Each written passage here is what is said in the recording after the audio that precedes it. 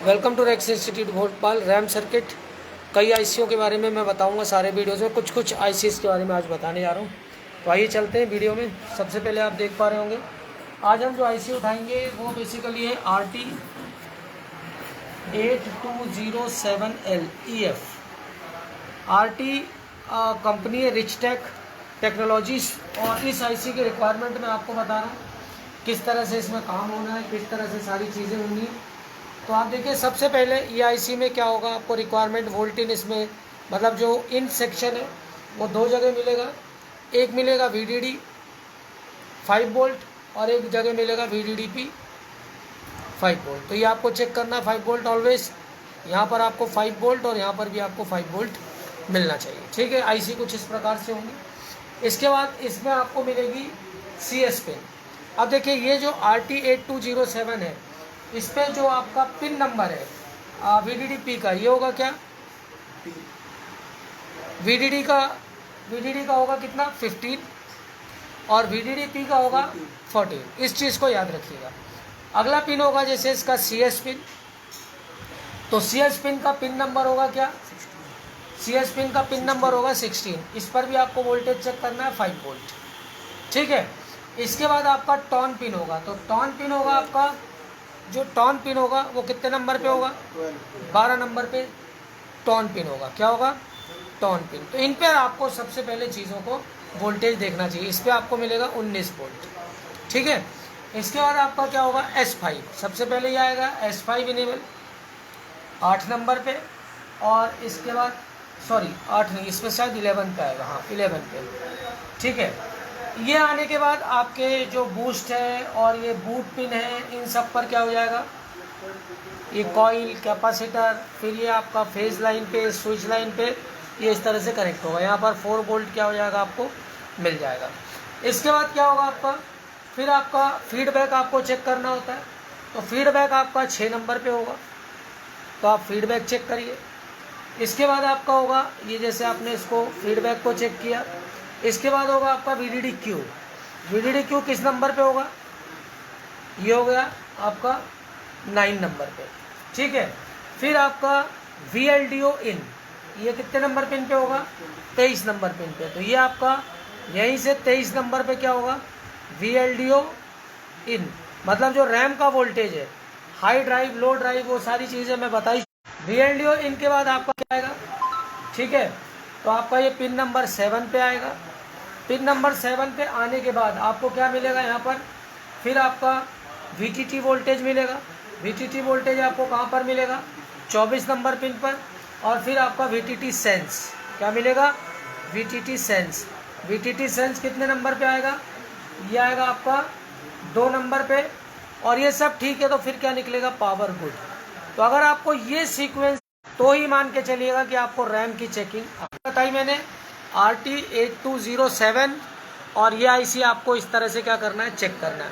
तो आपको ये सारी चीज़ें इनेबल, आपका जो VDD5 है, VDDP5 है, ये सारे वोल्टेज इस तरह से चेक हो जाएंगे।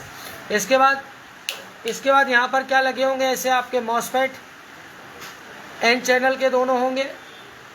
ठीक है, अब यहाँ पर एन चैनल का होगा तो ड्रेन पे क्या आएगा, 19 वोल्ट आएगा।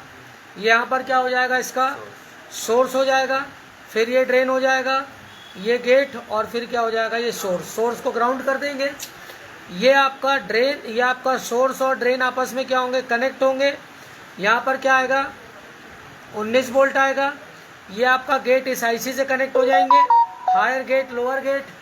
फिर यहाँ पर अब आप अपने को कितना आउट, 19 से लेके 1.5 निकाल रहा है, 0.5 डिवाइडेड बाई 19 इंटू 100।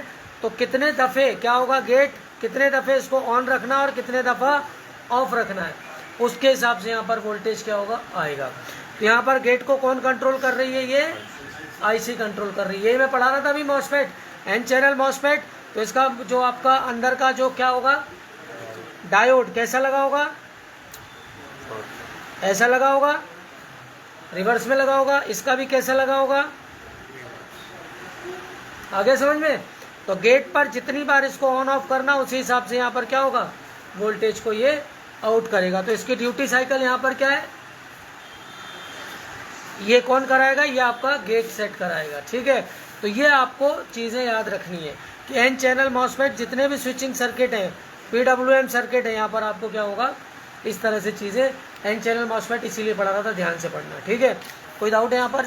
तो ये IC थी RT8207L, हाँ शायद दिख नहीं रहा था, LEF, ठीक है। ये RT सेक्शन है। RT सेक्शन की IC बेसिकली जैसे मैं बात करूँ, RT8207 हो गई, P हो गई, M हो गई, L हो गई, इनमें लगभग सेम आता है। लेकिन अगर आप जैसे जाएंगे RT8231B और A में, तो उसमें कुछ चीज़ें जैसे VDD-P5 है, वो क्या होगा? नहीं होगा, वो नहीं होगा। इस चीज़ को आप ध्यान रखिएगा।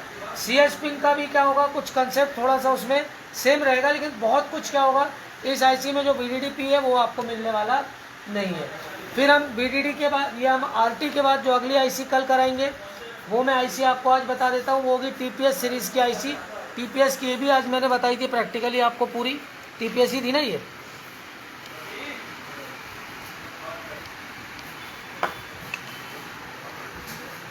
कल हम TPS पर पूरा डिटेल के साथ क्या करेंगे, ये देखिए TPS है, TPS 51211 DSCR। इस पे आपका जो VTT था वो क्या था, अलग लगा हुआ था, ठीक है। तो सबसे पहले आपको इसमें इनपुट पढ़ना आना चाहिए, फिर आपको सारी चीज़ें क्या आना चाहिए, देखना आना चाहिए, तो ये आप काम कर पाएंगे। तो ये उम्मीद करता हूँ वीडियो समझ में आ गया होगा।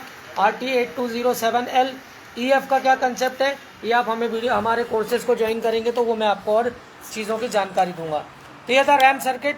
रैम सर्किट को हम कब चेक करते हैं, जब आपके पास क्या होगा, जब आपका क्या होगा, देखिए ध्यान से, आपको लैपटॉप ऑन हो रहा है, ऑन होने के बाद क्या हो जा रहा है, डिस्प्ले नहीं दे रहा है।